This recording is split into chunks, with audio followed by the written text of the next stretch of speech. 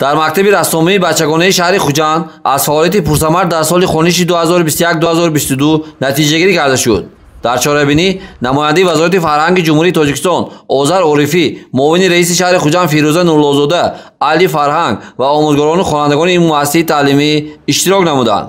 иттилоъ дода шуд, ки дар мактаби рассомии бачагонаи шаҳри Хуҷанд беш аз 150 нафар муассилин дар шӯъбаҳои рассомӣ ва ҳунарҳои мардумӣ аз устодони соҳибтаҷриба таълим мегиранд. самтҳои асосии мактаби рассомиро тарроҳӣ, расмкашӣ, юрмадӯзӣ, дастидӯзӣ, қӯроқдӯзӣ ва ғайраҳо ташкил медиҳад ва ҳадаф тарғибу ташвиқ, рушду инкишоф ва нигоҳ доштани анъанаҳои миллӣ аст. хонандагон дар якчанд озмунҳои шаҳрӣ, вилоятӣ, ҷумҳуриявӣ ва байналхалқӣ иштирок намуда мақомҳои сазоворро соҳиб гаштаанд.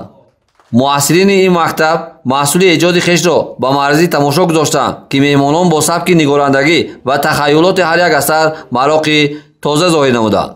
намояндаи вазорати фарҳанги ҷумҳурии Тоҷикистон Озар Орифӣ, муовини раиси шаҳри Хуҷанд Фирӯза Нурлозода аз фаъолияти пурсамари омӯзгорон ва хонандагони мактаби рассомии бачагонаи шаҳри Хуҷанд тавсиф намуда, ҳамзамон ҷиҳати рушди ҳунарҳои мардумӣ ва муаррифии он дар хориҷи кишвар, сайқали таҷриба ва дарёфту ҷалби бештари наврасони соҳибистеъдод ба роҳбарияти муассисаи таълимӣ машваратҳо доданд. хонандагони ботинашон пур аз эҷод аст, зоҳирашон ҳам пур аз эҷод аст ва ман фикр мекунам, ки бо ҳамин дастовардошон насиб бошад дар оянда дар тамоми чорабиниҳои сатҳи вилоятӣ, ҷумҳуриявӣ, минтақавӣ ва байналмилалӣ иштирок мекунам ва мо умед дорем, ки оянда аз байни инҳо рассомони бисёр ҳам моҳир, рассомони бисёр ҳам чирадаст, наққошони бисёр ҳам моҳир мебароянд ва бо ҳунару истеъдоду маҳорату малакаи худ ватани азизи моро дар арсаи байналмилалӣ муаррифӣ карда метавонанд.